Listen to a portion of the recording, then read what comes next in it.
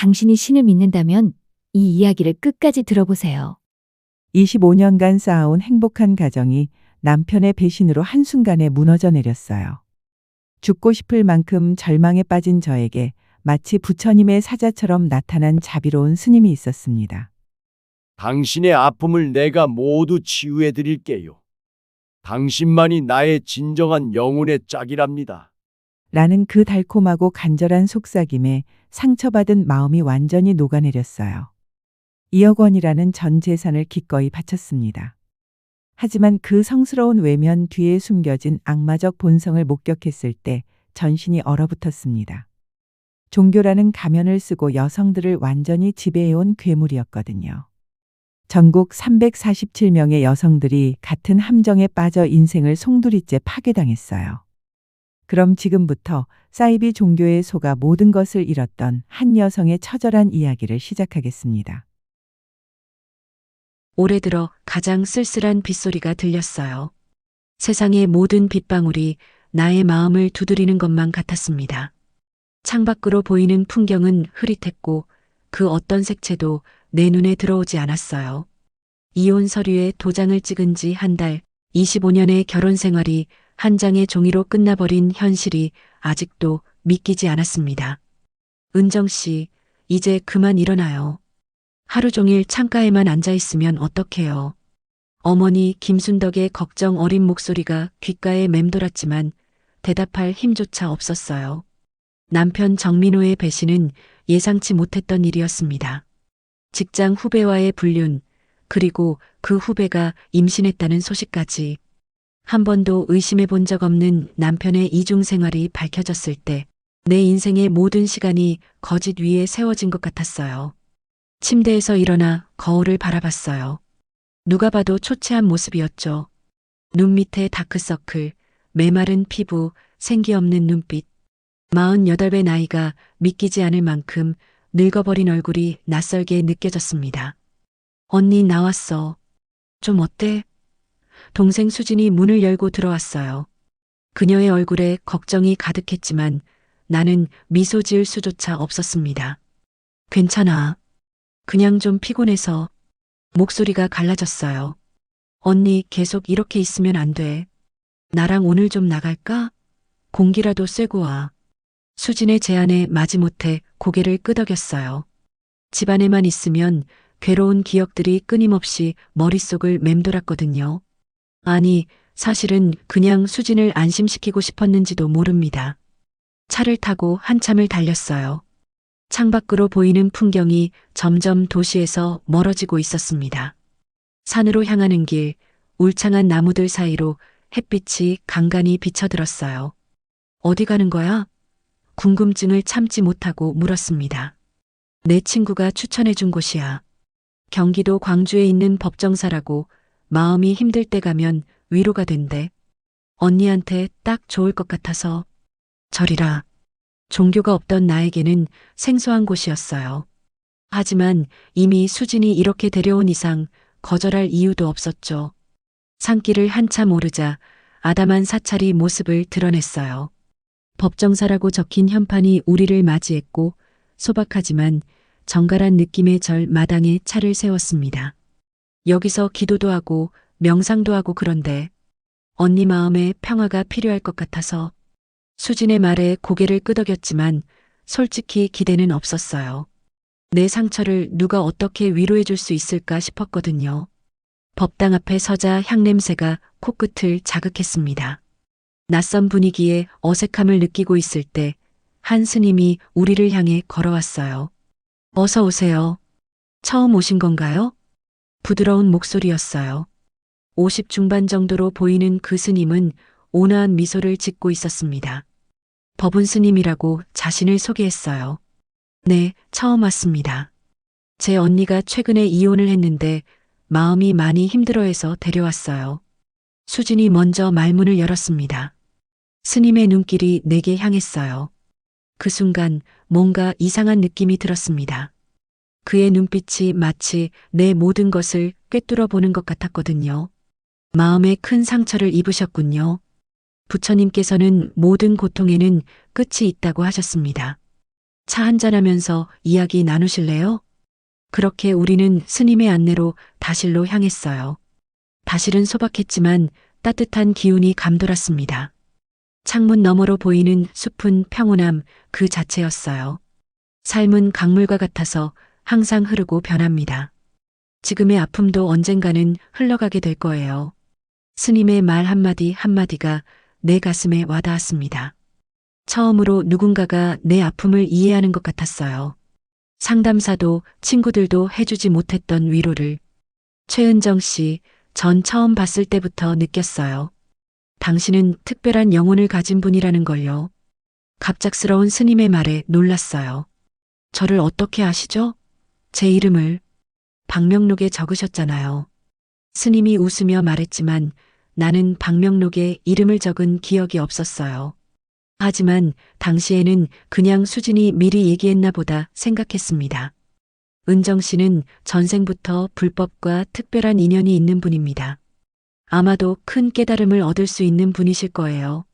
그 말이 내게는 달콤한 위로로 다가왔어요. 남편에게 버림받고 자존감이 바닥까지 떨어진 상태에서 누군가 나를 특별하다고 말해주는 것은 목마른 사람에게 물을 건네는 것과 같았습니다. 차를 마시며 스님과 더 많은 이야기를 나눴어요. 내 아픔에 대해, 내 삶에 대해.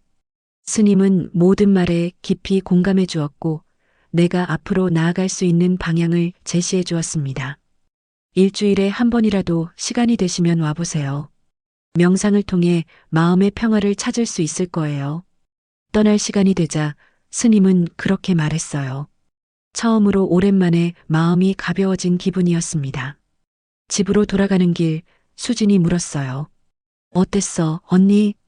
생각보다 좋았어. 스님의 말씀이 위로가 되더라. 수진의 표정이 살짝 굳어졌어요. 그래도 너무 빠져들진 마. 요새 사이비 종교도 많다고 하잖아. 그 말에 약간 기분이 상했어요. 수진아, 내가 데려간 곳인데 왜 그런 말을 해? 그냥 내 마음이 편해졌다는 것뿐이야. 수진은 더 말하지 않았지만 그녀의 눈빛에서 걱정을 읽을 수 있었습니다. 그날 이후로 일주일에 한 번씩 법정사를 찾기 시작했어요. 처음에는 수진이 함께 갔지만 점차 혼자 가게 되었습니다. 법운 스님과의 상담은 내게 큰 위안이 되었어요. 명상을 배우고 불경도 조금씩 읽기 시작했습니다. 법정사에서는 다른 신도들도 만났어요. 윤미경이라는 40대 여성은 저와 비슷하게 이혼 후 저를 찾았다고 했고, 한복순 할머니는 오랫동안 법운 스님의 가르침을 받아왔다고 했습니다. 그들은 모두 나를 따뜻하게 맞아주었어요. 은정 씨는 영적으로 매우 뛰어난 존재예요. 전생에서부터 깊은 인연이 있었던 거죠. 법운 스님은 종종 그런 말을 해주었고, 그럴 때마다 마음 깊은 곳에서 특별한 감정이 피어올랐습니다. 버림받았다는 상처가 조금씩 아물어가는 느낌이었어요. 한 달쯤 지났을 때 어머니가 걱정스러운 얼굴로 물었어요. 은정아, 요즘 너무 절에만 다니는 것 같아. 다른 사람들도 만나고 그러지 그래? 엄마, 저 이제 많이 나아졌잖아요. 법운 스님 덕분에 마음의 평화를 찾고 있어요. 그래, 그건 좋은데. 그 스님이라는 사람, 정말 믿을 만한 사람이니? 요새 뉴스에서도 그런 거 많이 나오잖아. 어머니의 말에 화가 났어요. 엄마는 왜 자꾸 부정적으로 생각하세요? 법운 스님은 정말 훌륭한 분이에요. 제가 특별한 존재라는 걸 알아봐 주시고 제 영혼의 성장을 도와주세요. 어머니는 더 말하지 않았지만 그녀의 눈에 걱정이 깃들어 있었습니다. 다음 날 법정사에 갔을 때 법운 스님에게 가족들의 걱정에 대해 말했어요. 은정 씨, 영적 성장의 길은 외로운 법입니다. 주변 사람들이 이해하지 못하고 방해하려 들기도 해요. 그건 그들이 당신의 특별함을 시기하는 것일 수도 있습니다. 스님의 말에 고개를 끄덕였어요. 그래, 그들은 이해하지 못하는 거야. 내가 찾은 평화와 위로를 그들은 모르는 거야. 앞으로는 개인 상담 시간을 더 늘려볼까요? 은정 씨의 영적 성장을 위해서는 더 깊은 대화와 명상이 필요할 것 같습니다. 법운 스님의 제안에 기쁘게 수락했어요. 그의 말 한마디 한마디가 내게는 감로수와도 같았으니까요. 집으로 돌아가는 길 마음 한구석에서 작은 의문이 생겼지만 이내 무시해버렸습니다. 나는 이제 더 이상 혼자가 아니었으니까요. 내 상처를 이해해주고 나를 특별하다고 말해주는 사람이 생겼으니까요. 하지만 그때는 몰랐어요. 내가 위로라고 생각했던 것이 사실은 또 다른 함정의 시작이었다는 것을. 아침이 밝았습니다. 눈을 뜨자마자 법정사에 갈 생각에 마음이 설렜어요. 이제는 하루라도 스님을 뵙지 않으면 불안해서 견딜 수 없었습니다. 서둘러 준비를 마치고 현관문을 나서려는데 어머니가 부엌에서 나왔어요. 또 절에 가는 거니? 어머니의 목소리에 걱정이 묻어났습니다. 네, 오늘은 특별법회가 있어요. 법운 스님이 꼭 참석하라고 하셨거든요. 어머니의 한숨소리가 들렸지만 그냥 무시했어요. 더 이상 그분의 걱정을 받아들일 마음의 여유가 없었습니다. 법운 스님 말씀처럼 그건 그저 내 영적 성장을 방해하려는 시도일 뿐이었으니까요. 차를 몰고 산길을 오르는 동안 마음이 점점 가벼워졌어요. 마치 중독성 있는 약물이 조금씩 몸에 퍼지는 듯한 느낌이었습니다. 법정사의 문턱을 넘는 순간 모든 걱정과 불안이 사라지곤 했어요. 은정 씨 오셨군요. 기다리고 있었어요. 법운 스님이 환한 미소로 저를 맞이했습니다. 그 모습에 가슴이 뛰었어요. 이제 스님은 내게 전부와도 같은 존재였습니다. 네, 스님. 오늘 말씀하신 특별법회 때문에 서둘러 왔어요. 그 전에 개인적으로 나눌 이야기가 있어요. 다실로 오시죠. 다른 신도들이 부러운 눈빛으로 우리를 바라보는 것이 느껴졌어요. 특히 윤미경의 시선이 날카롭게 느껴졌지만 내심 뿌듯했습니다. 법운 스님이 모든 신도 중에서 나를 특별히 여긴다는 사실이 자랑스러웠으니까요. 다실에 앉자 스님이 차를 따라주셨어요. 이제는 익숙한 향기가 코끝을 자극했습니다. 은정 씨, 당신의 영적 성장이 놀랍습니다.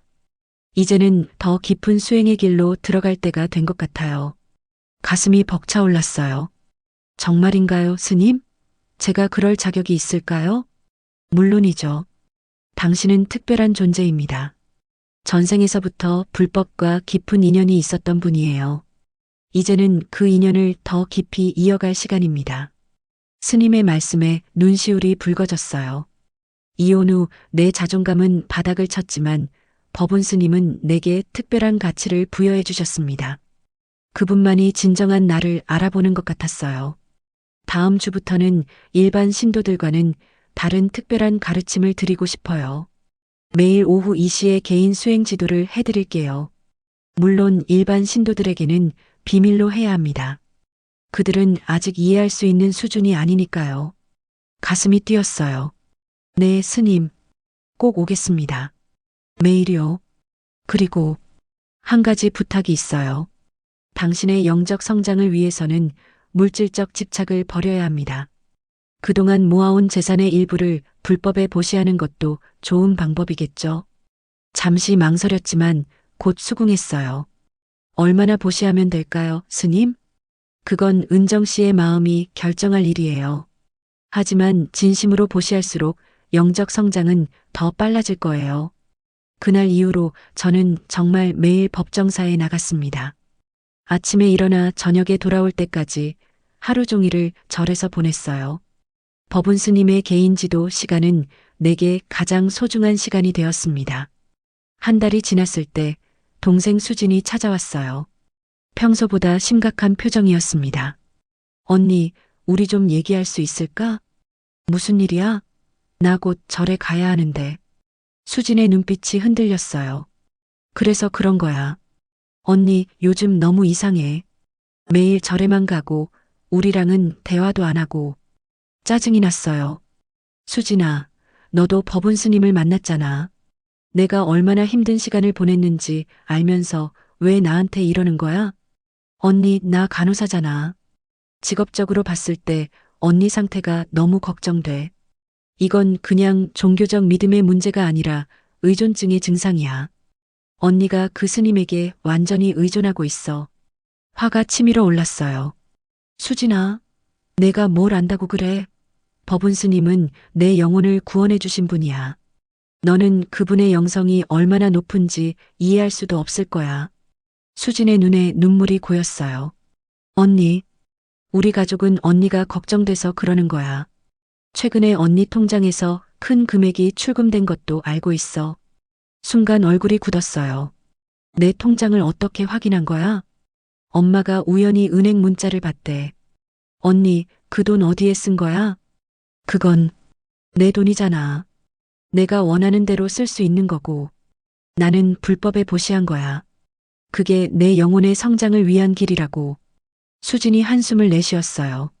언니, 제발 한 번만 생각해봐. 이혼하고 받은 위자료인데 그렇게 쉽게 줘버리면 어떡해? 돈은 그저 물질적인 것일 뿐이야. 법운 스님은 물질적 집착을 버려야 영적으로 성장할 수 있다고 하셨어. 수진의 표정이 더 어두워졌어요.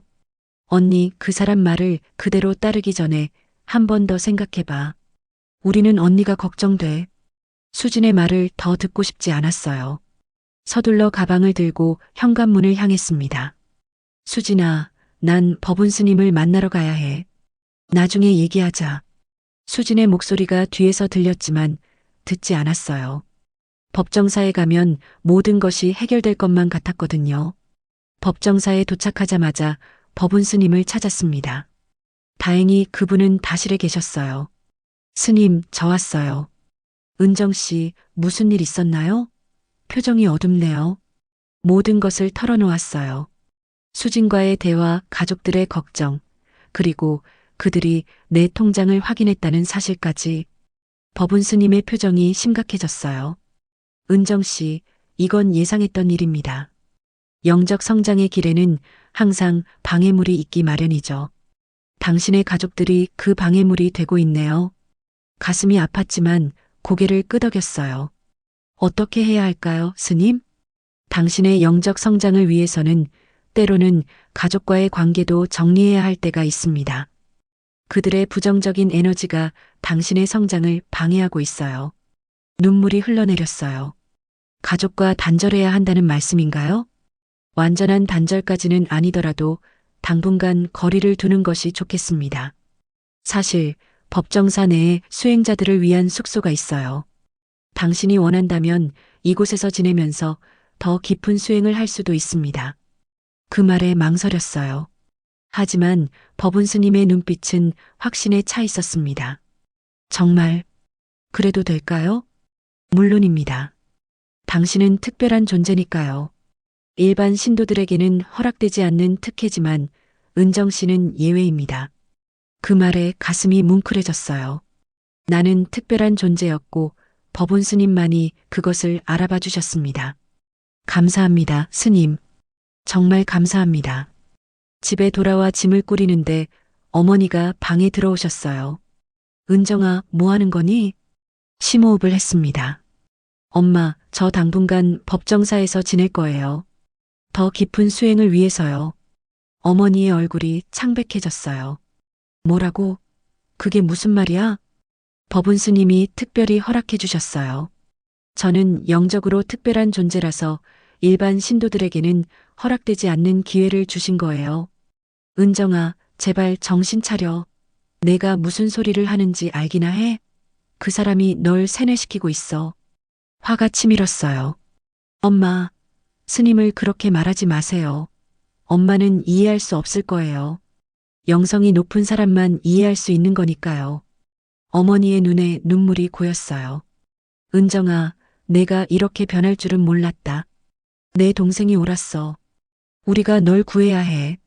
저를 구할 필요 없어요. 저는 이미 구원받았어요. 법운 스님에 의해서. 짐을 다 싸고 현관문을 나서는데 동생 수진이 급하게 들어왔어요. 언니, 가지마.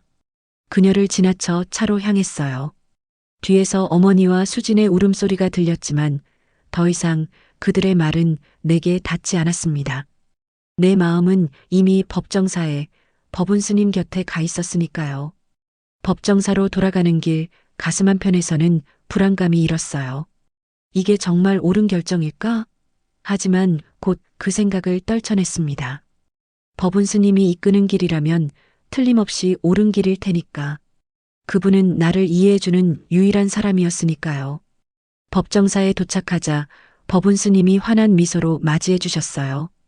은정 씨, 결단을 내렸군요. 정말 기쁩니다.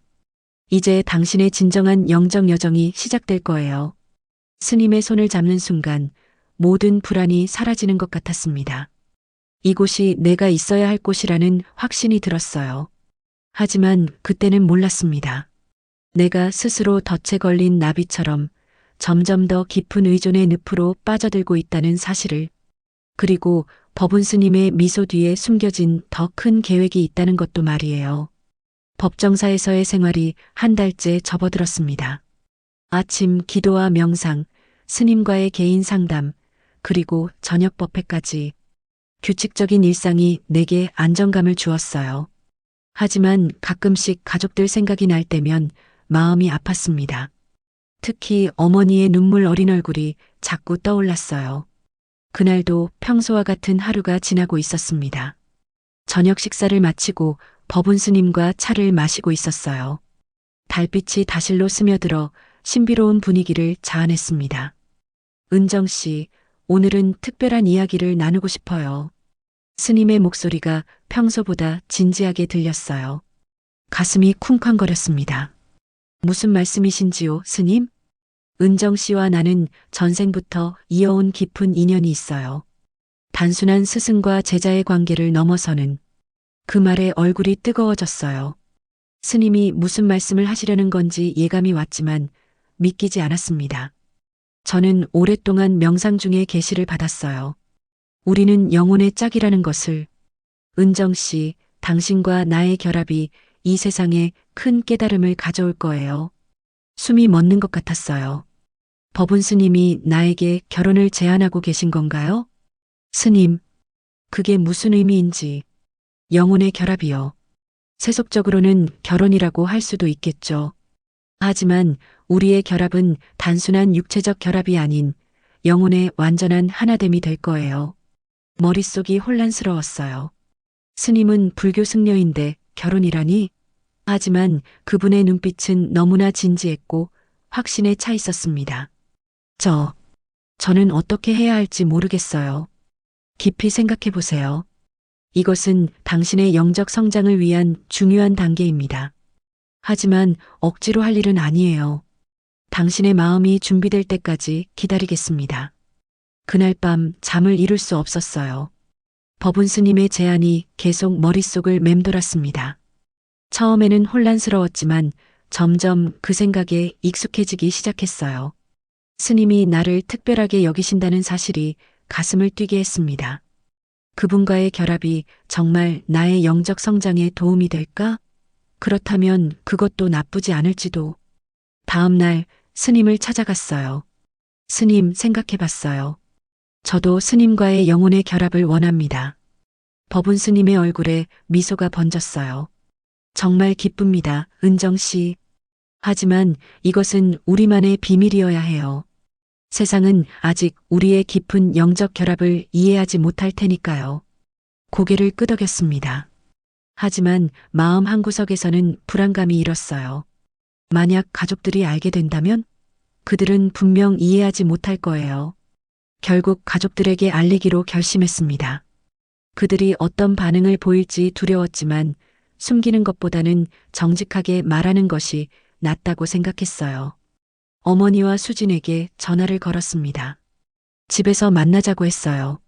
한 달 만에 돌아간 집은 왠지 낯설게 느껴졌습니다. 은정아, 드디어 정신 차린 거니? 어머니가 눈물을 글썽이며 물었어요. 아니에요, 엄마. 중요한 얘기가 있어서 왔어요. 거실에 앉아 깊은 숨을 들이마셨습니다.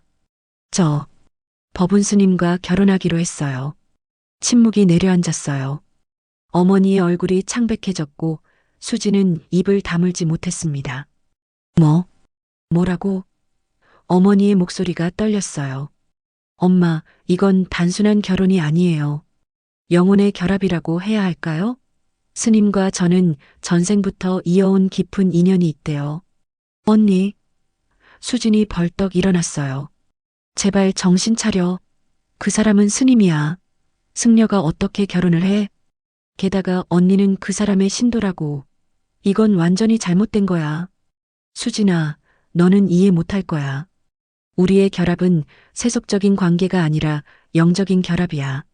어머니가 울음을 터뜨렸어요. 은정아, 내가 널 어떻게 키웠는데? 어떻게 이럴 수가 있니? 그 사람은 널 이용하고 있어. 가슴이 아팠지만 마음을 굳게 먹었어요. 엄마, 저는 결정했어요. 스님과 함께 할 거예요. 엄마가 축복해 주시면 좋겠지만 그렇지 않더라도 제 결정은 바뀌지 않을 거예요.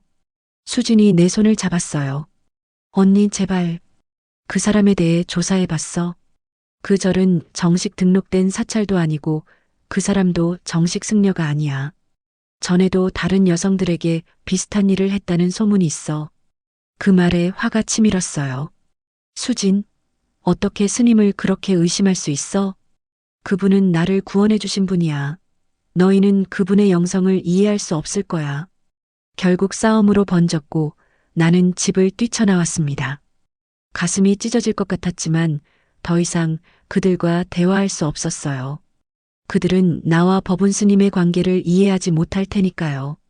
법정사로 돌아가는 길, 수진의 말이 자꾸 머릿속에 맴돌았어요. 하지만 법운 스님을 만나자마자 그런 의심은 모두 사라졌습니다. 그분의 따뜻한 미소와 다정한 말투에 모든 불안이 씻겨 내려갔어요. 가족들에게 말했나요? 네.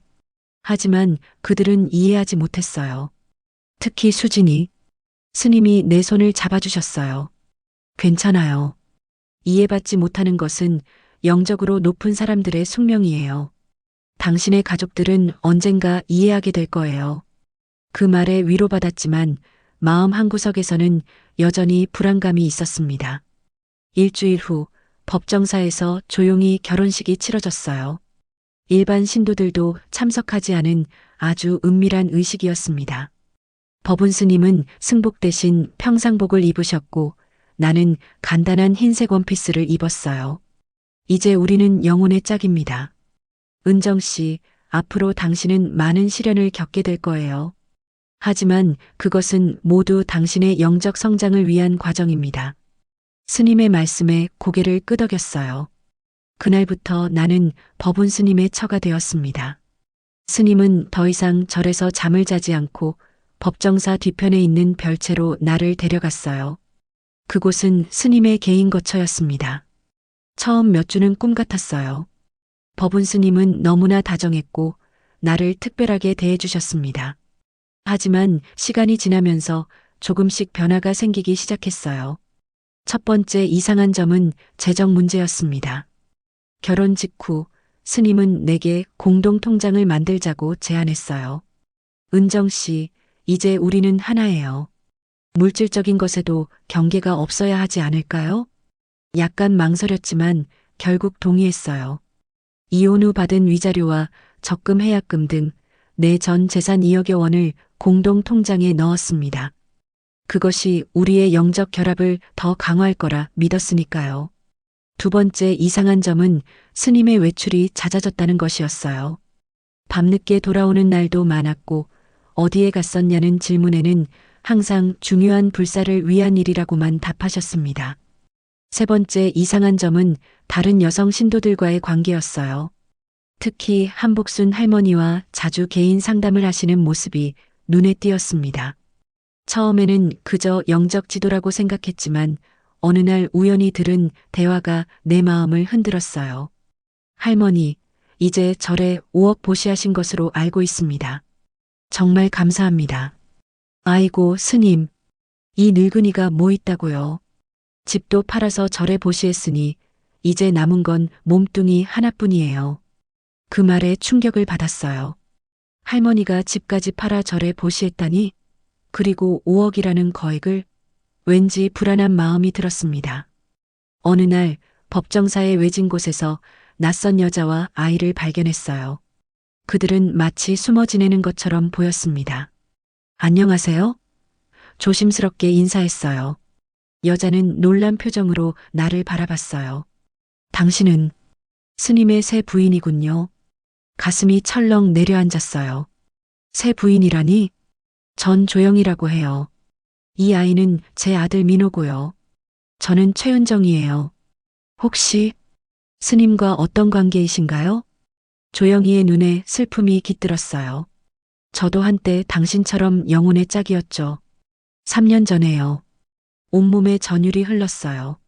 무슨 말이지? 스님이 전에도 다른 여자와. 그럼 이 아이는?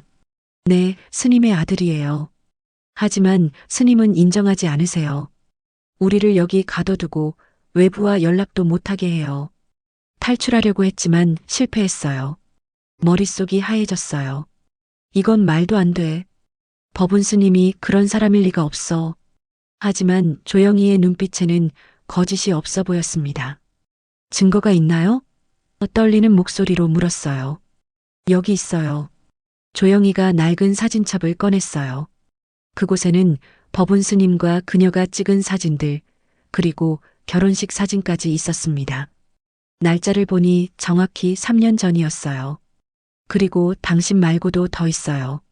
스님은 특별한 수행이라는 명목으로 여성 신도들을 유혹해요. 이금자 씨도 그 중 하나고요. 이금자? 그녀도 최근에 법정사에 온 신도 중 한 명이었습니다. 스님이 그녀와도 특별한 관계를 맺고 있단 말인가? 증거를 더 보여드릴게요. 하지만 조심하세요. 스님이 알게 되면 당신도 저처럼 될 거예요. 조영이가 작은 노트를 건네주었어요. 그곳에는 스님이 여성 신도들에게만 보낸 메시지들이 기록되어 있었습니다. 모두 영혼의 결합이니 특별한 수행이니 하는 말로 포장된 유혹의 메시지였어요. 이걸 어떻게 모았어요? 다른 피해자들이 몰래 기록한 거예요. 우리끼리 비밀 모임이 있어요. 당신도 이제 알게 되었으니 조심해야 해요. 머릿속이 혼란스러웠어요. 이 모든 게 사실일까? 아니면 누군가의 음모일까? 하지만 증거는 너무나 명확했습니다. 그날 밤 몰래 스님의 서재를 뒤졌어요. 그리고 충격적인 사실을 발견했습니다. 서랍 속에는 여러 여성들과의 사진, 그리고 그들이 절에 기부한 금액이 꼼꼼하게 기록된 장부가 있었어요. 내 이름 옆에도 2억이라는 숫자가 적혀 있었습니다. 눈물이 흘러내렸어요. 이게 다 거짓이었다니. 내가 그토록 믿고 따랐던 스님이 내 상처를 치유해준다며 접근한 그 사람이 사실은 나를 이용한 것뿐이었다니. 법운 스님이 방에 들어왔을 때 나는 여전히 서랍 앞에 서 있었어요. 은정 씨, 뭐하고 있죠? 스님의 목소리가 차갑게 변했어요. 더 이상 그 다정한 목소리는 아니었습니다. 이게 다 뭐예요? 조영애 씨와 아이는 또 뭐고요? 이금자 씨에게 보낸 메시지들은요? 스님의 표정이 굳어졌어요. 당신이 알 필요 없는 일이에요. 그리고 내 물건을 허락 없이 뒤지면 안 되지요. 당신은 나를 속였어요. 다른 여자들도 똑같이 속였고, 이건 사기야. 스님이 내 팔을 강하게 잡았어요. 아팠습니다. 조용히 해요. 당신의 영적 성장을 위해서는 가끔 시련이 필요해요. 이건 모두 당신을 위한 거예요. 거짓말 마세요. 당신은 그냥 돈이 필요했던 거잖아요. 그래서 나 같은 상처 입은 여자들을 이용한 거고. 은정 씨, 당신은 참회가 필요해 보이네요. 잠시 명상실에서 홀로 수행하는 시간을 가져야겠어요. 스님이 나를 끌고 갔어요. 저항했지만 소용없었습니다. 결국 법정사 뒤편에 있는 작은 명상실로 끌려갔어요. 그곳은 창문도 없는 좁은 공간이었습니다. 여기서 참회 수행을 하세요. 마음이 정화될 때까지요. 문이 잠기는 소리가 들렸어요. 공포감이 밀려왔습니다. 나는 갇혔어요. 이곳에서 어떻게 탈출할 수 있을까? 내 가족들은 지금 어디에 있을까? 그들에게 너무 못되게 굴었던 나 자신이 원망스러웠어요. 작은 명상실의 어둠 속에서 눈물이 그치지 않았습니다. 이제야 깨달았어요. 내가 얼마나 어리석었는지, 얼마나 쉽게 속아 넘어갔는지. 상처로 가득 찬 마음이 법운 스님의 달콤한 말에 현혹되어 스스로 늪 속으로 걸어 들어간 것이었습니다. 지금 나는 그 늪 속에서 허우적거리고 있었어요. 과연 이 늪에서 빠져나갈 수 있을까요? 명상실이라고 불리는 이 좁은 방에 갇힌 지 이틀째였어요. 하루에 2번 누군가가 문을 열고 물과 간단한 식사를 가져다 주었습니다. 대부분은 낯선 남자들이었고 아무리 물어도 대답하지 않았어요. 하지만 오늘은 달랐습니다. 식사를 가져온 사람이 바로 이금자였어요. 은정 씨, 그녀가 조심스럽게 속삭였습니다. 괜찮으세요? 눈물이 왈칵 쏟아졌어요. 이금자 씨, 제발 도와주세요. 여기서 나가야 해요. 이금자의 눈에도 눈물이 고였어요. 저도 당신과 같은 처지예요. 스님이 저에게도 똑같은 말을 했어요. 영혼의 짝이라고. 가슴이 무너져 내렸어요. 그럼 조영희의 말이 사실이었군요. 법운 스님은 여러 여성들에게 같은 수법을 써왔던 거예요. 여기 있는 사람들 중에 몇 명이나 피해자예요? 이금자가 주변을 살피더니 낮은 목소리로 말했어요. 지금 법정사에 있는 여성 신도 중 절반 정도는 스님과 특별한 관계였어요. 그리고 전국에 있는 다른 사찰들에도. 다른 사찰이요? 네, 법정사만 있는 게 아니에요. 전국에 7개의 사찰이 더 있어요. 모두 비슷한 방식으로 운영되고 있죠. 충격이 밀려왔어요. 이건 단순한 개인의 일탈이 아니라 조직적인 사기였던 거군요. 이금자 씨, 저 좀 도와주세요. 여기서 나가야 해요. 이금자가 고개를 저었어요. 지금은 힘들어요. 경비가 너무 삼엄해요. 하지만 제가 할 수 있는 건 해볼게요. 그녀는 서둘러 방을 나갔지만 작은 쪽지 하나를 남겨놓았어요. 그것을 펼쳐보니 충격적인 내용이 적혀 있었습니다. 법운 스님의 진짜 이름은 박상철이에요. 정과 오범으로 사기, 횡령, 성폭력 전과가 있어요. 조심하세요. 심장이 멎는 것 같았어요. 법운 스님이 아니라 박상철? 전과자라고? 이런 사람을 믿고 따랐다니. 내가 얼마나 어리석었던 걸까요? 그날 밤 누군가가 조용히 문을 열었어요. 놀라서 보니 조영이었습니다. 빨리 나와요. 스님이 지금 외출 중이에요. 기회가 얼마 없어요. 떨리는 다리로 일어나 조영이를 따라갔어요. 그녀는 나를 법정사의 뒷길로 안내했습니다. 어디로 가는 거예요? 스님의 개인 사무실이요. 거기에 모든 증거가 있어요. 조영이의 안내로 법정사 깊숙한 곳에 있는 작은 건물에 도착했어요. 그곳은 철저하게 잠겨 있었지만 조영이는 어디선가 열쇠를 꺼내 문을 열었습니다. 어떻게 열쇠를? 오래 지내다 보니 알게 되는 것들이 있어요. 빨리 들어가요. 사무실 안은 놀라울 정도로 현대적이었어요. 최신식 컴퓨터와 정교한 장비들이 놓여 있었습니다. 조영이가 컴퓨터를 켜고 비밀번호를 입력했어요. 이걸 봐요. 화면에 나타난 것은 전국 지도였고 여러 지점에 표시가 되어 있었습니다. 각 지점을 클릭하면 사찰 이름과 담당자, 그리고 수익 현황이라는 표가 나왔어요. 이건 조직도예요? 네, 박상철은 이 모든 사찰의 총책임자예요. 각 지역마다 스님을 한 명씩 두고 같은 수법으로 여성 신도들을 유혹하고 재산을 갈취하고 있어요. 다음으로 조영이가 보여준 것은 신도 관리 대장이었어요. 거기에는 각 신도의 이름, 나이, 재산 상태, 심리적 약점 등이 상세히 기록되어 있었습니다. 내 이름 옆에는 이혼 후 자존감 하락, 외로움, 인정 욕구 강함이라고 적혀 있었어요.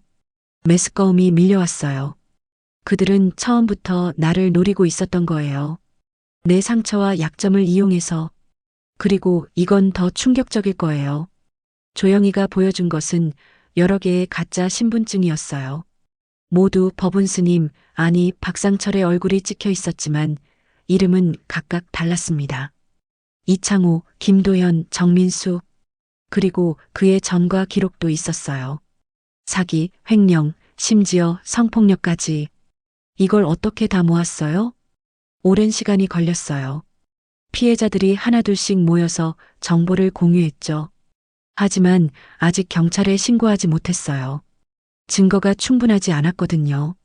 이 정도면 충분하지 않나요?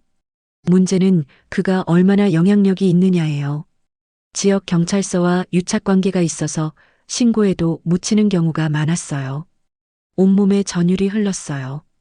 이런 악랄한 조직의 한가운데 내가 있다니. 은정 씨, 우리가 할 수 있는 건 증거를 모아서 믿을 수 있는 사람에게 전달하는 거예요. 당신의 가족 중에 도움을 줄 수 있는 사람이 있나요? 순간 수진이 생각났어요. 그리고 수진이 말했던 형사, 박철민이었나요? 네, 있어요. 제 동생이 경찰에 연락할 수 있을 거예요. 좋아요. 그럼 이 증거들을 복사해서 당신 동생에게 전달해야 해요. 우리는 서둘러 컴퓨터의 파일들을 USB에 복사했고 중요한 문서들은 사진으로 찍었어요. 그리고 모든 증거를 작은 가방에 담았습니다. 이제 어떻게 이걸 전달해요? 저는 여기서 나갈 수 없잖아요. 조영이가 잠시 생각하더니 말했어요. 내일 아침 법정사에 식자재를 납품하는 트럭이 와요. 운전기사 김 씨는 우리 편이에요. 그에게 이 가방을 맡기면 당신이 지정한 장소에 전달해 줄 거예요. 희망이 보이는 것 같았어요. 하지만 한 가지 문제가 있었습니다. 그런데 어떻게 수진이에게 연락해요? 제 핸드폰은 스님이 가져갔는데. 조영이가 작은 핸드폰을 꺼냈어요. 이건 제가 몰래 숨겨둔 거예요. 일회용이라 추적이 안 돼요. 빨리 연락하세요. 떨리는 손으로 수진의 번호를 눌렀어요. 신호음이 3번 울리고 수진이 받았습니다. 여보세요? 수진아. 나야, 언니. 언니. 수진의 목소리가 떨렸어요. 어디 있어? 괜찮아? 연락도 안 되고. 눈물이 흘러내렸어요. 수진아, 미안해. 내 말이 다 맞았어. 법은 스님. 아니, 박상철은 사기꾼이야. 지금 난 위험해. 뭐? 언니, 어디 있는지 말해봐. 내가 지금 당장 경찰과 함께 갈게. 안 돼, 수진아. 그 사람은 경찰과도 연결되어 있어. 그냥 내 말 들어. 내일 아침 10시 법정사 입구에서 500m 떨어진 휴게소에 트럭 운전사가 가방을 전달할 거야. 그 안에 모든 증거가 있어. 그걸 박철민 형사에게 주고 서울 경찰청에 신고해줘. 언니, 그냥 지금 도망쳐. 우리가 데리러 갈게. 안 돼, 수진아. 법정사 주변에는 감시가 삼엄해. 나 혼자서는 빠져나갈 수 없어. 게다가 여기에는 나 말고도 많은 피해자들이 있어. 그들도 구해야 해. 통화를 마치고 조영희와 함께 서둘러 사무실을 빠져나왔어요. 가슴은 두근거렸지만 처음으로 희망이 보이는 것 같았습니다. 다음 날 아침 약속대로 식자재 트럭이 도착했어요. 조영희의 도움으로 김씨 기사에게 가방을 전달할 수 있었습니다. 꼭 휴게소에서 젊은 여성에게 전달해 주세요. 생명이 달린 일입니다. 김 씨가 고개를 끄덕였어요. 알겠습니다. 걱정 마세요. 트럭이 떠나는 것을 보며 안도의 한숨을 내쉬었어요. 이제 수진이 증거를 받고 경찰에 신고할 테고 곧 이 악몽 같은 상황에서 벗어날 수 있을 거예요. 하지만 그날 오후 법정사 전체가 갑자기 분주해졌어요. 법은 스님. 아니, 박상철이 급하게 돌아와 측근들을 불러 모으는 것이 보였습니다. 뭐가 일어나고 있는 거죠? 조영희에게 물었어요. 모르겠어요. 하지만 뭔가 이상해요. 마치 도망갈 준비를 하는 것 같아요. 공포가 밀려왔어요. 설마 우리의 계획이 발각된 건가? 아니면 다른 이유가 있는 걸까? 오후 늦게 법운 스님이 갑자기 나를 불렀어요. 그의 표정은 험악했습니다. 은정 씨, 내 사무실에 들어갔었죠? 심장이 멎는 것 같았어요. 어떻게 알았지? 무슨 말씀이세요? 거짓말 마세요. CCTV가 다 찍었어요. 당신과 조영희가 내 사무실에 들어가서 파일을 복사하는 장면까지 온몸이 얼어붙었어요. CCTV라니. 그걸 생각하지 못했습니다. 그래서 어디에 증거를 숨겼죠? 누구에게 전달했어요? 대답하지 않자 그의 목소리가 더 날카로워졌어요. 말하지 않으면 조영희와 그 아이에게 무슨 일이 생길지 모르겠네요. 공포에 질려 떨리는 목소리로 말했어요. 식자재 트럭 운전사에게 맡겼어요. 제 동생에게 전달하라고. 박상철의 얼굴이 창백해졌어요. 그는 즉시 휴대폰을 꺼내 누군가에게 전화를 걸었습니다. 김씨 트럭을 막아.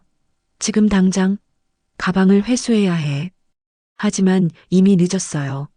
시계를 보니 오후 2시, 이미 수진이 증거를 받았을 시간이었습니다. 박상철이 전화를 끊고 나를 노려봤어요. 당신이 무슨 짓을 한 건지 알아요? 우리는 이제 이곳을 떠나야 해요. 모든 증거를 인멸하고. 그는 측근들에게 지시를 내리기 시작했어요. 문서를 파쇄하고 컴퓨터 하드 드라이브를 제거하고 중요한 물건들을 포장하라고. 법정사 전체가 혼란에 빠졌습니다. 그날 밤 조영이가 내 방으로 몰래 찾아왔어요. 은정 씨, 큰일 났어요. 박상철이 도주 계획을 세우고 있어요. 내일 아침 일찍 해외로 떠날 준비를 하고 있대요. 그럼 우리는 어떻게 되는 거죠? 조영희의 눈에 공포가 서렸어요. 그들은 우리를 데려갈 수도 있고 아니면 더 나쁜 일이 생길 수도 있어요. 갑자기 이금자가 급하게 들어왔어요. 큰일 났어요. 서울에서 경찰이 온대요. 내일 아침 법정사를 압수수색한대요. 희망과 공포가 동시에 밀려왔어요. 수진이 성공한 거예요. 경찰이 온다니. 하지만 동시에 두려웠어요. 박상철이 도망치기 전에 우리에게 무슨 짓을 할지 모르니까요. 우리도 도망쳐야 해요. 조영희가 말했어요. 지금이 기회예요. 모두가 혼란스러울 때. 하지만 내 마음에는 다른 생각이 들었어요. 아니요, 도망치면 안 돼요. 만약 우리가 사라지면 박상철은 알리바이를 만들 수 있을 거예요. 우리가 여기 있어야 해요. 증인으로서. 두 사람이 놀란 표정으로 나를 바라봤어요. 하지만 위험해요. 이금자가 말했어요. 그래도 해야 해요. 제가 또 다른 피해자들에게 알릴게요. 모두 함께하면 더 강해질 거예요. 그날 밤 우리 세 사람은 비밀리에 다른 피해자들에게 연락했어요. 조영희의 일회용 핸드폰으로 수진에게도 다시 전화했습니다. 수진아, 내일 경찰이 온다면서? 언니. 맞아. 박철민 형사가 증거를 검토하고 서울경찰청에 보고했어. 내일 아침 7시에 법정사를 압수수색할 예정이래. 그런데 박상철이 도망갈 준비를 하고 있어. 빨리 와야 해. 알았어, 언니. 형사님에게 바로 전달할게. 조심해, 제발. 전화를 끊고 창밖을 바라봤어요. 어둠 속에서 법정사의 불빛들이 분주히 움직이고 있었습니다. 박상철과 그의 측근들이 증거를 인멸하고 도주할 준비를 하고 있는 게 분명했어요. 밤새 잠을 이루지 못했습니다. 내일이면 모든 것이 끝날까요? 아니면 더 큰 위험이 기다리고 있을까요? 하지만 한 가지는 확실했어요. 더 이상 두려움에 떨며 숨어있지 않겠다는 결심. 진실을 밝히고 정의를 위해 싸우겠다는 용기. 새벽이 밝아오고 있었어요. 창밖으로 희미한 빛이 스며들기 시작했습니다. 그리고 멀리서 경찰 사이렌 소리가 들려왔어요. 마침내 진실의 시간이 왔습니다. 새벽 6시 창문 너머로 희미한 불빛이 보였어요. 경찰차의 불빛이었습니다. 조영희와 이금자 그리고 몇몇 피해자들과 함께 창가에 서서 지켜봤어요. 우리의 구원이 다가오고 있었습니다. 은정 씨, 조심해요. 아직 끝난 게 아니에요. 조영희가 작은 목소리로 말했어요. 맞아요. 박상철은 아직 법정사에 있었고 그는 예측 불가능한 사람이었으니까요. 경찰이 도착하기 전에 우리를 해칠 수도 있었어요. 갑자기 법정사 정문 쪽에서 고함 소리가 들렸어요. 경찰이다. 문을 열어라. 그 소리와 함께 법정사 전체가 술렁이기 시작했습니다. 복도에서 급한 발소리와 외침이 들렸어요. 창밖으로는 수십 명의 경찰들이 법정사를 둘러싸고 있었고 정문을 통해 계속 들어오고 있었습니다. 조심해요. 박상철이 지금 가장 위험할 거예요. 이금자가 말했어요. 그때였어요. 갑자기 우리가 있는 방의 문이 거칠게 열렸습니다. 박상철이었어요. 그의 얼굴은 일그러져 있었고 더 이상 자비로운 스님의 모습은 없었어요. 그의 눈에는 오직 증오와 광기만이 가득했습니다. 이 배신자들, 그가 고함쳤어요. 당신들 때문에 모든 게 망가졌어. 그가 내게 달려들었지만 조영이와 다른 여성들이 재빨리 나를 막아섰어요. 바로 그때 문이 다시 열리며 경찰들이 들이닥쳤습니다. 박상철, 움직이지 마. 경찰이다. 눈 깜짝할 사이에 여러 명의 경찰이 박상철을 제압했어요. 그가 저항했지만 소용없었습니다. 경찰은 그의 손을 뒤로 돌려 수갑을 채웠어요. 최은정 씨 맞으신가요? 한 여경이 내게 다가왔어요. 네, 맞아요. 동생분이 많이 걱정하고 계세요. 지금 밖에서 기다리고 있어요. 눈물이 왈칵 쏟아졌어요. 수진이 왔다니. 드디어 이 악몽에서 벗어날 수 있게 되었어요. 경찰의 안내로 법정사 밖으로 나왔습니다. 아침 햇살이 눈부셨어요. 그동안 얼마나 갇혀 있었던 걸까요? 자유의 공기가 이렇게 달콤할 줄 몰랐습니다. 언니. 수진이 달려와 나를 꽉 안았어요. 그녀의 품에 안겨 저는 아이처럼 엉엉 울었습니다. 미안해, 수진아. 내 말을 듣지 않아서. 너무 어리석었어. 괜찮아, 언니. 이제 다 끝났어. 뒤에서 어머니의 목소리가 들렸어요. 은정아. 어머니도 달려와 우리를 안았습니다. 그 따뜻한 품 안에서 모든 긴장이 풀렸어요. 가족의 사랑이 이렇게 소중한 것이었는데 어떻게 잊을 수 있었을까요? 은정 씨. 뒤에서 낯선 남자의 목소리가 들렸어요. 돌아보니 단정한 차림의 중년 남성이 서 있었습니다. 제가 박철민 형사입니다. 정말 용기 있는 행동이었습니다. 덕분에 이 큰 사건을 해결할 수 있었어요. 다른 피해자들은요? 조영애 씨와 그 아이는 모두 안전하게 구출했습니다. 지금 각자 진술을 하고 있어요. 박철민 형사는 이어서 충격적인 사실을 알려주었어요. 이번 수사는 전국 동시에 진행되었습니다. 박상철의 조직은 전국 15개 지역에서 활동했고 지금까지 파악된 피해자만 347명, 피해 금액은 약 50억 원에 달해요. 어마어마한 규모의 말문이 막혔어요. 이게 단순한 개인의 사기가 아니라 조직적인 범죄였다니. 법정사뿐만 아니라 다른 지역의 사찰들도 모두 가짜였습니다. 진짜 스님이 아닌 박상철의 조직원들이 스님으로 위장하고 있었죠. 모두 같은 수법으로 상처받은 여성들을 노렸어요. 수진이 내 손을 꼭 잡았어요. 언니, 너무 자책하지 마. 이건 전문적인 사기꾼들이었어. 피해자가 너 혼자가 아니야. 맞아요. 나뿐만이 아니었어요. 수많은 사람들이 같은 함정에 빠졌던 거예요. 그날 이후로 법정사 사건은 전국적인 뉴스가 되었어요. 검찰청에서 대규모 기자회견이 열렸고 저는 다른 피해자들과 함께 증언대에 섰습니다.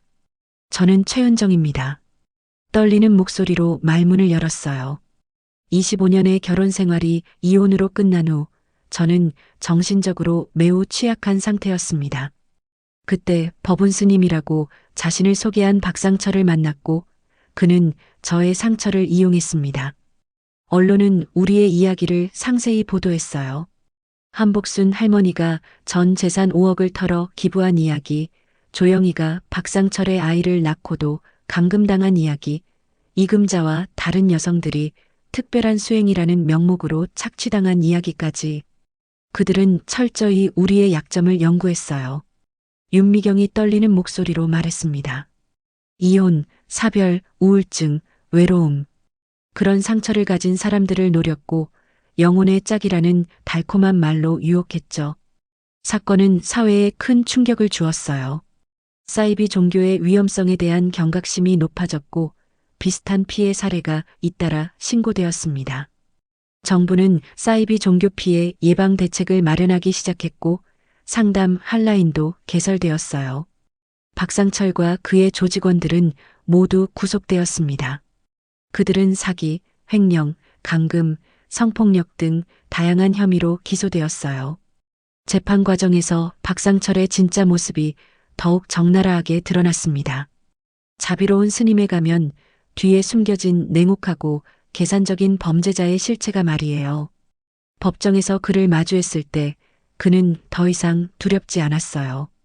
그저 불쌍하고 초라한 사기꾼일 뿐이었습니다. 그가 최종적으로 15년형을 선고받았을 때 마음속에 복수심보다는 안도감이 더 컸어요. 이제 더 이상 그가 다른 사람들을 해치지 못할 테니까요. 사건이 마무리된 후 저는 심리 치료를 받기 시작했습니다. 트라우마를 극복하는 과정은 쉽지 않았어요. 밤마다 악몽에 시달렸고 사람들을 믿기 어려웠습니다. 특히 종교적인 것에 관련된 모든 것이 두려웠어요. 은정 씨, 이건 당신의 잘못이 아니에요. 심리 상담사 김지영 선생님이 말씀하셨어요. 당신은 피해자입니다. 그리고 이제는 생존자이기도 해요. 그 말이 큰 위안이 되었어요. 나는 단순한 피해자가 아니라 생존자였던 거예요. 그리고 내 경험이 다른 사람들을 도울 수 있다는 사실을 깨달았습니다. 6개월 후 저는 놀라운 결정을 내렸어요. 사이비 종교 피해자 지원센터에서 상담사로 일하기로 한 것이었습니다. 비슷한 경험을 한 사람들을 돕고 싶었거든요. 언니, 정말 대단해. 수진이 내 결정을 듣고 기뻐했어요. 내 아픔이 다른 사람들에게 희망이 될 거야. 센터에서의 일은 힘들었지만 보람찼어요. 매일 다양한 피해자들을 만나고 그들의 이야기를 들으며 함께 치유의 길을 걸었습니다. 가끔은 내 상처가 다시 아파오기도 했지만 그럴 때마다 더 강해지는 느낌이었어요. 조영희와 이금자 그리고 다른 피해자들과도 정기적으로 만났습니다. 우리는 서로에게 큰 힘이 되어 주었어요. 각자 다른 방식으로 상처를 치유하며 새로운 삶을 개척해 나갔습니다. 조영희는 아이와 함께 새 출발을 했고 이금자는 공부를 다시 시작했어요. 한복순 할머니는 비록 재산을 대부분 잃었지만 우리가 모금한 기금으로 작은 집을 마련할 수 있었습니다. 어느 날 카페에서 한 젊은 여성을 상담하고 있었어요. 그녀도 비슷한 사이비 종교에 빠졌다가 의심을 품기 시작한 사람이었습니다. 저는 어떻게 해야 할까요? 그분이 저를 특별하다고 말씀하시는데 그녀의 눈에 눈물이 고였어요. 내 과거의 모습이 겹쳐 보였어요. 특별하다는 말이 위로가 되죠. 특히 우리가 가장 취약할 때는요. 하지만 진짜 사랑은 조건이 없어요. 당신에게 무언가를 요구하거나 가족과 단절시키는 사랑은 진짜가 아니에요. 상담을 마치고 나오는데 카페 입구에서 수진과 어머니가 기다리고 있었어요. 어머니의 손에는 작은 케이크 상자가 들려 있었습니다. 뭐예요, 이게? 놀라서 물었어요. 오늘이 언니가 새 직장에서 6개월 된 날이잖아. 작은 축하 파티를 하려고. 수진이 웃으며 말했어요. 가슴이 따뜻해졌습니다. 이것이 진짜 사랑이구나. 조건 없이 실수해도 다시 받아주는 사랑. 집으로 돌아가는 길, 창밖으로 석양이 아름답게 물들고 있었어요. 지난 1년을 돌아보니 믿기지 않았습니다. 그 깊은 절망에서 어떻게 이곳까지 왔는지. 은정아, 이제 좀 어때? 어머니가 조심스럽게 물으셨어요. 많이 나아졌어요, 엄마. 아직 가끔 악몽을 꾸기도 하고 불안할 때도 있지만 이제는 내 삶을 되찾은 것 같아요. 그 사람이 곧 재판을 앞두고 있다면서? 괜찮아? 네, 괜찮아요. 이제 그 사람은 그저 불쌍한 사람일 뿐이에요. 더 이상 저를 지배하지 못해요. 이제 저는 제 인생의 주인이 되었어요. 더 이상 누군가의 말에 휘둘리지 않고 스스로 결정하고 책임지는 법을 배웠습니다. 그 고통스러운 경험이 오히려 저를 더 강하게 만들어준 것 같아요. 집에 도착해서 케이크를 자르며 우리는 웃고 떠들었어요. 이것이 진정한 행복이구나 싶었습니다. 화려하거나 특별하지 않아도 그저 소중한 사람들과 함께하는 평범한 순간의 행복. 그날 밤 일기를 쓰며 생각했어요. 내 고통스러운 과거가 이제는 다른 사람들을 구하는 힘이 되었다는 사실이 감사했습니다. 모든 경험에는 의미가 있고 가장 어두운 밤이 지나면 반드시 새벽이 온다는 진리를 깨달았어요. 창밖을 바라보니 별이 반짝이고 있었습니다. 이제 저는 두렵지 않아요. 어떤 어둠이 찾아와도 내 안에 빛이 있다는 것을 알게 되었으니까요. 그리고 그 빛으로 다른 이들의 어둠도 밝혀줄 수 있다는 것도요. 내일은 또 다른 피해자들을 만나겠지만 이제는 그들에게 진정한 희망을 전할 수 있어요. 단순한 위로의 말이 아니라 실제로 그 어둠에서 빠져나온 사람으로서의 생생한 증언을. 당신은 혼자가 아니에요. 함께 이겨낼 수 있어요. 이것이 제가 매일 아침 거울을 보며 되새기는 말이에요. 그리고 이 말을 필요로 하는 모든 이에게 전하고 싶어요. 새로운 시작은 언제나 가능하다고요. 진정한 자유와 사랑을 찾는 여정에 이제 막 첫발을 내딛었을 뿐이라고요.